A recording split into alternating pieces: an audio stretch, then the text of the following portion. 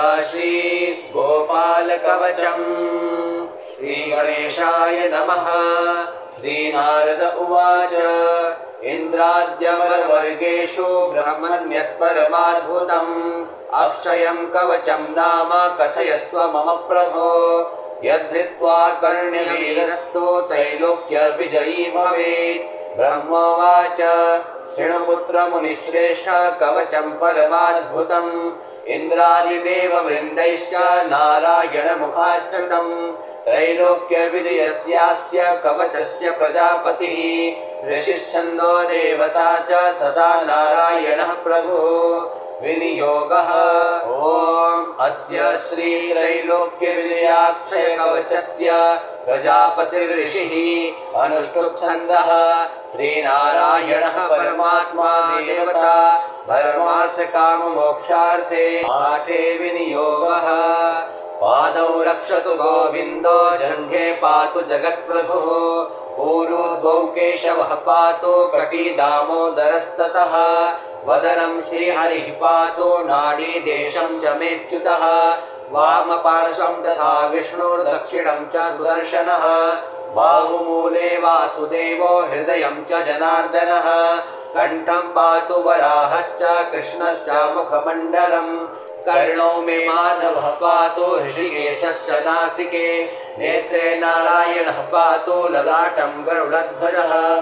कपोलं केशवः पातु चक्रपाणिः शिरस्तथा। प्रभाते माधवः पातु मध्याह्ने मधुसूदनः। दिनान्ते दैत्यनाशश्च रात्रौ रक्षतु चन्द्रमाः। पूर्वस्यां पुण्डरीकाक्षो वायव्यां च जनार्दनः। इति ते कथितं वत्स सर्वमन्त्रौघविग्रहम्। तव स्नेहान्मयाख्यातं न वक्तव्यं तु कस्यचित्। कवचं धारयेद्यस्तो साधको दक्षिणे भुजे। देवा मनुष्या गन्धर्वा यज्ञास्तस्य न संशयः। योषित्वामभुजे चैव पुरुषो दक्षिणे भुजे। ब्रूयात् कवचं पुण्यं सर्वसिद्धियुतो भवेत्। कण्ठे यौ धारयेदेतत् कवचं मत्स्यरूपिणम्। युद्धे जयमवाप्नोति द्यूते वादे च साधकः। सर्वथा जयमाप्नोति निश्चितं जन्म जन्मनि। अपुत्रो लभते पुत्रं रोगनाशस्तथा भवेत्। सर्वतापप्रमुक्तश्च विष्णुलोकं स गच्छति। इति गणेशाय नमः। श्रीनारद उवाच इन्द्राद्यमरवर्गेषु ब्रह्मण्यत्परमाद्भुतम् अक्षयं कवचं नाम कथयस्व मम प्रभो। यद्धृत्वा कर्ण्यवीरस्तु त्रैलोक्यविजयी भवेत्। ब्रह्मोवाच शृणुपुत्र मुनिश्रेष्ठ कवचं परमाद्भुतम् इन्द्रादिदेववृन्दैश्च नारायणमुखाच्छ्रुतम्। त्रैलोक्यविजयस्यास्य कवचस्य प्रजापतिः ऋषिश्छन्दो देवता च सदा नारायणः प्रभुः। विनियोगः ॐ अस्य श्रीत्रैलोक्यविजयाक्षयकवचस्य प्रजापतिर्ऋषिः अनुष्टुप्छन्दः श्रीनारायणः परमात्मा देवता परमार्थकाममोक्षार्थे पाठे विनियोगः। पादौ रक्षतु गोविन्दो जङ्घे पातु जगत्प्रभुः। ऊरुद्वौ केशवः पातु कटी दामोदरस्ततः। वदनं श्रीहरिः पातु नाडीदेशं च मेच्युतः। वामपार्श्वं तथा विष्णुर्दक्षिणं च सुदर्शनः। बाहुमूले वासुदेवो हृदयं च जनार्दनः। कण्ठं पातु वराहश्च कृष्णश्च मुखमण्डलम्। कर्णौ मे माधवः पातु ऋषिकेशश्च नासिके। नेत्रे नारायणः पातु ललाटं गरुडध्वजः। कपोलं केशवः पातु चक्रपाणिः शिरस्तथा। प्रभाते माधवः पातु मध्याह्ने मधुसूदनः। दिनान्ते दैत्यनाशश्च रात्रौ रक्षतु चन्द्रमाः। पूर्वस्यां पुण्डरीकाक्षो वायव्यां च जनार्दनः। इति ते कथितं वत्स सर्वमन्त्रौघविग्रहम्। तव स्नेहान्मयाख्यातं न वक्तव्यं तु कस्यचित्। कवचं धारयेद्यस्तो साधको दक्षिणे भुजे देवा मनुष्या गन्धर्वा यज्ञास्तस्य न संशयः योषित्वामभुजे चैव पुरुषो दक्षिणे भुजे ब्रूयात् कवचं पुण्यं सर्वसिद्धियुतो भवेत् कण्ठे यौ धारयेदेतत् कवचं मत्स्यरूपिणं युद्धे जयमवाप्नोति द्यूते वादे च साधकः सर्वथा जयमाप्नोति निश्चितं जन्म जन्मनि अपुत्रो लभते पुत्रं रोगनाशस्तथा भवेत् सर्वतापप्रमुक्तश्च विष्णुलोकं स गच्छति इति गणेशाय नमः। श्रीनारद उवाच इन्द्राद्यमरवर्गेषु ब्रह्मण्यत्परमाद्भुतम् अक्षयं कवचं नाम कथयस्व मम प्रभो यद्धृत्वा कर्ण्यवीरस्तु त्रैलोक्यविजयी भवेत्। ब्रह्मोवाच शृणुपुत्रमुनिश्रेष्ठ कवचं परमाद्भुतम् इन्द्रादिदेववृन्दैश्च नारायणमुखाच्युतम् त्रैलोक्यविजयस्यास्य कवचस्य प्रजापतिः ऋषिश्छन्दो देवता च सदा नारायणः प्रभुः। विनियोगः ॐ अस्य श्रीत्रैलोक्यविजयाक्षयकवचस्य प्रजापतिर्षिः अनुष्टुप्छन्दः श्रीनारायणः परमात्मा देवता परमार्थकाममोक्षार्थे पाठे विनियोगः। पादौ रक्षतु गोविन्दो जङ्घे पातु जगत्प्रभुः ऊरुद्वौ केशवः पातु कटी दामोदरस्ततः वदनं श्रीहरिः पातु नाडीदेशं च मेच्युतः वामपार्श्वं तथा विष्णुर्दक्षिणं च सुदर्शनः बाहुमूले वासुदेवो हृदयं च जनार्दनः कण्ठं पातु वराहश्च कृष्णश्च मुखमण्डलम् कर्णौ मे माधवः पातु ऋषिकेशश्च नासिके नेत्रे नारायणः पातु ललाटं गरुडध्वजः कपोलं केशवः पातु चक्रपाणिः शिरस्तथा प्रभाते माधवः पातु मध्याह्ने मधुसूदनः दिनान्ते दैत्यनाशश्च रात्रौ रक्षतु चन्द्रमाः पूर्वस्यां पुण्डरीकाक्षो वायव्यां च जनार्दनः इति ते कथितं वत्स सर्वमन्त्रौघविग्रहम् तव स्नेहान्मयाख्यातं न वक्तव्यं तु कस्यचित् कवचं धारयेद्यस्तो साधको दक्षिणे भुजे देवा मनुष्या गन्धर्वा यज्ञास्तस्य न संशयः योषित्वामभुजे चैव पुरुषो दक्षिणे भुजे ब्रूयात् कवचं पुण्यं सर्वसिद्धियुतो भवेत् कण्ठे यौ धारयेदेतत् कवचं मत्स्यरूपिणं युद्धे जयमवाप्नोति द्यूते वादे च साधकः सर्वथा जयमाप्नोति निश्चितं जन्म जन्मनि अपुत्रो लभते पुत्रं रोगनाशस्तथा भवेत् सर्वतापप्रमुक्तश्च विष्णुलोकं स गच्छति इति गणेशाय नमः। श्रीनारद उवाच इन्द्राद्यमरवर्गेषु ब्रह्मण्यत्परमाद्भुतम् अक्षयं कवचं नाम कथयस्व मम प्रभो यद्धृत्वा कर्ण्यवीरस्तु त्रैलोक्यविजयी भवेत्। ब्रह्मोवाच शृणुपुत्रमुनिश्रेष्ठ कवचं परमाद्भुतम् इन्द्रादिदेववृन्दैश्च नारायणमुखाच्युतम् त्रैलोक्यविजयस्यास्य कवचस्य प्रजापतिः ऋषिश्छन्दो देवता च सदा नारायणः प्रभुः। विनियोगः ॐ अस्य श्रीत्रैलोक्यविजयाक्षयकवचस्य प्रजापतिर्षिः अनुष्टुप्छन्दः श्रीनारायणः परमात्मा देवता परमार्थकाममोक्षार्थे पाठे विनियोगः।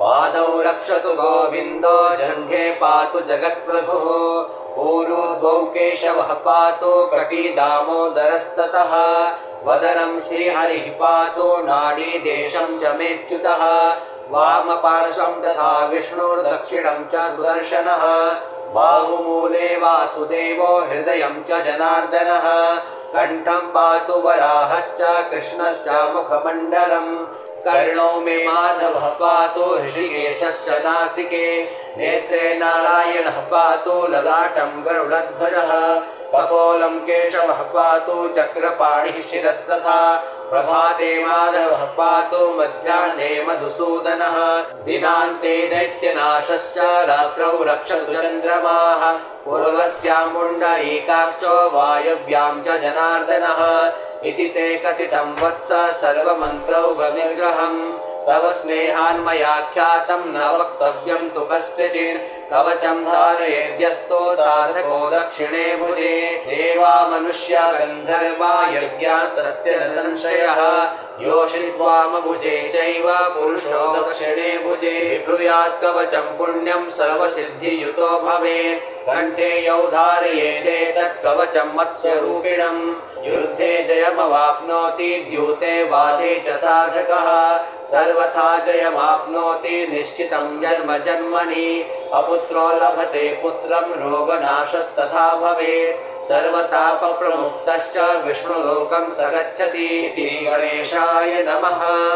श्रीनारद उवाच इन्द्राद्यमरवर्गेषु ब्रह्मण्यत्परमाद्भुतम् अक्षयं कवचं नाम कथयस्व मम प्रभो यद्धृत्वा कर्ण्यवीरस्तु त्रैलोक्यविजयी भवेत् ब्रह्मोवाच शृणुपुत्रमुनिश्रेष्ठ कवचं परमाद्भुतम् इन्द्रादिदेववृन्दैश्च नारायणमुखाच्युतम् त्रैलोक्यविजयस्यास्य कवचस्य प्रजापतिः ऋषिश्छन्दो देवता च सदा नारायणः प्रभुः विनियोगः ॐ अस्य श्रीत्रैलोक्यविजयाक्षयकवचस्य प्रजापतिर्षिः अनुष्टुप्छन्दः श्रीनारायणः परमात्मा देवता परमार्थकाममोक्षार्थे पाठे विनियोगः पादौ रक्षतु गोविन्दो जङ्घे पातु जगत्प्रभुः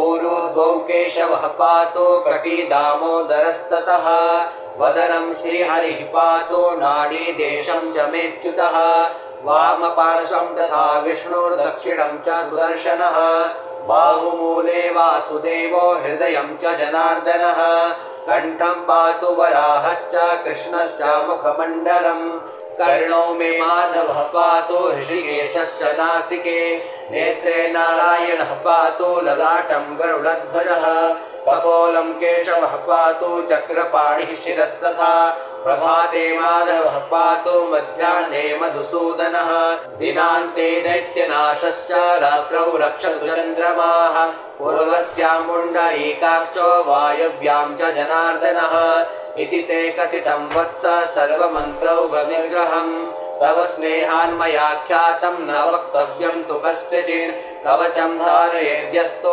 साधको दक्षिणे भुजे देवा मनुष्या गन्धर्वा यज्ञास्तस्य न संशयः योषित्वामभुजे चैव पुरुषो दक्षिणे भुजे ब्रूयात् कवचं पुण्यं सर्वसिद्धियुतो भवेत् कण्ठे यौ धारयेदेतत् कवचं मत्स्यरूपिणम् युद्धे जयमवाप्नोति द्यूते वादे च साधकः सर्वथा जयमाप्नोति निश्चितं जन्म जन्मनि अपुत्रो लभते पुत्रं रोगनाशस्तथा भवेत् सर्वतापप्रमुक्तश्च विष्णुलोकं स गच्छति इति गणेशाय नमः। श्रीनारद उवाच इन्द्राद्यमरवर्गेषु ब्रह्मण्यत्परमाद्भुतम् अक्षयं कवचं नाम कथयस्व मम प्रभो यद्धृत्वा कर्ण्यवीरस्तु त्रैलोक्यविजयी भवेत् ब्रह्मोवाच शृणुपुत्रमुनिश्रेष्ठ कवचं परमाद्भुतम् इन्द्रादिदेववृन्दैश्च नारायणमुखाच्युतम् त्रैलोक्यविजयस्यास्य कवचस्य प्रजापतिः ऋषिश्छन्दो देवता च सदा नारायणः प्रभुः विनियोगः ॐ अस्य श्रीत्रैलोक्यविजयाक्षयकवचस्य प्रजापतिर्षिः अनुष्टुप्छन्दः श्रीनारायणः परमात्मा देवता परमार्थकाममोक्षार्थे पाठे विनियोगः पादौ रक्षतु गोविन्दो जङ्घे पातु जगत्प्रभुः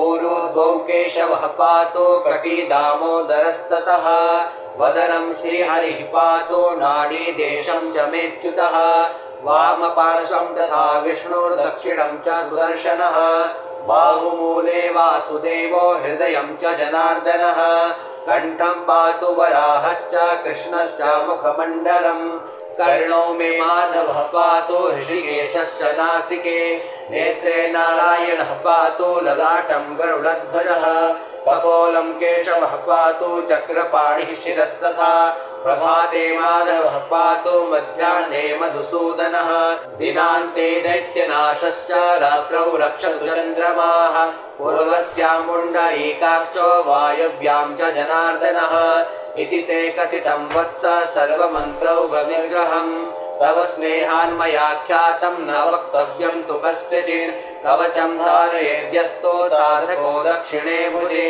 देवा मनुष्या गन्धर्वा यज्ञास्तस्य न संशयः योषित्वामभुजे चैव पुरुषो दक्षिणे भुजे ब्रूयात् कवचं पुण्यं सर्वसिद्धियुतो भवेत् कण्ठे यौ धारयेदेतत् कवचं मत्स्यरूपिणम् युद्धे जयमवाप्नोति द्यूते वादे च साधकः सर्वथा जयमाप्नोति निश्चितं जन्म जन्मनि अपुत्रो लभते पुत्रं रोगनाशस्तथा भवेत् सर्वतापप्रमुक्तश्च विष्णुलोकं स गच्छति इति ब्रह्मसंहितोक्तं श्रीगोपालाक्षयकवचं सम्पूर्णम्। श्रीगणेशाय नमः। श्रीनारद उवाच इन्द्राद्यमरवर्गेषु ब्रह्मण्यत्परमाद्भुतम् अक्षयं कवचं नाम कथयस्व मम प्रभो यद्धृत्वा कर्ण्यवीरस्तो त्रैलोक्यविजयी भवेत्। ब्रह्मोवाच शृणुपुत्रमुनिश्रेष्ठ कवचं परमाद्भुतम् इन्द्रादिदेववृन्दैश्च नारायणमुखाच्युतम् त्रैलोक्यविजयस्यास्य कवचस्य प्रजापतिः ऋषिश्छन्दो देवता च सदा नारायणः प्रभुः। विनियोगः ॐ अस्य श्रीत्रैलोक्यविजयाक्षयकवचस्य प्रजापतिर्ऋषिः अनुष्टुप्छन्दः श्रीनारायणः परमात्मा देवता परमार्थकाममोक्षार्थे पाठे विनियोगः। पादौ रक्षतु गोविन्दो जङ्घे पातु जगत्प्रभुः ऊरुद्वौ केशवः पातु कटी दामोदरस्ततः वदनं श्रीहरिः पातु नाडीदेशं च मेच्युतः वामपार्श्वं तथा विष्णुर्दक्षिणं च सुदर्शनः बाहुमूले वासुदेवो हृदयं च जनार्दनः कण्ठं पातु वराहश्च कृष्णश्च मुखमण्डलम् कर्णो मे माधवः पातु ऋषिकेशश्च नासिके नेत्रे नारायणः पातु ललाटं गरुडध्वजः कपोलं केशवः पातु चक्रपाणिः शिरस्तथा प्रभाते माधवः पातु मध्याह्ने मधुसूदनः दिनान्ते दैत्यनाशश्च रात्रौ रक्षतु चन्द्रमाः पूर्वस्यां पुण्डरीकाक्षो वायव्यां च जनार्दनः इति ते कथितं वत्स सर्वमन्त्रौघविग्रहम् तव स्नेहान्मयाख्यातं न वक्तव्यं तु कस्यचित् कवचं धारयेद्यस्तो साधको दक्षिणे भुजे देवा मनुष्या गन्धर्वा यज्ञास्तस्य न संशयः योषित्वामभुजे चैव पुरुषो दक्षिणे भुजे ब्रूयात् कवचं पुण्यं सर्वसिद्धियुतो भवेत् कण्ठे यौ धारयेदेतत् कवचं मत्स्यरूपिणम् युद्धे जयमवाप्नोति द्यूते वादे च साधकः सर्वथा जयमाप्नोति निश्चितं जन्म जन्मनि अपुत्रो लभते पुत्रं रोगनाशस्तथा भवेत् सर्वतापप्रमुक्तश्च विष्णुलोकं स गच्छति इति ब्रह्मसंहितोक्तं श्रीगोपालाक्षयकवचम्।